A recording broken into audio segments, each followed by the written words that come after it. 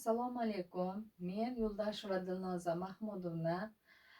Men mahallamga 10 million so'm kredit olish maqsadida iltimos bilan chiqqan edim. Ariza yozgandim. Ular menga kredit chiqarib berishdi. Xalq bankidan oldim. 10 million kreditni menga tushirib berishdi.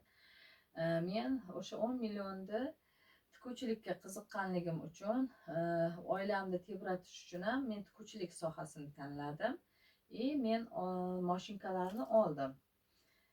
Overlock mashinkasini oldim, to'g'richoq oldim, dazmol oldim, garderob oldim kiyimlar ilishga.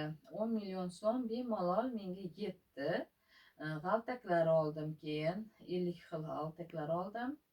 Mana hozirgi kunda tikuvchilik bo'yicha zakazlar olyapman, xudoga shukur. Zakazlar olib tikyapman. Oilamni bemalol nima bo'lsa problemalarini qila olyapman, xudoga shukur.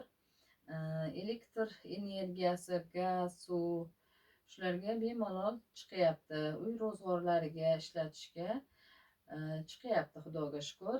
Zakazlar olib tikyapman. Ko'ylaklar, lozimlar tikyapman. Dasturxonliklar olib, zakaz olib tikyapman, Allohga shukur. Men mahallamiz raislariga ham o'z minnatdorchiligimni bildiraman. Ularga ham kattakon rahmat.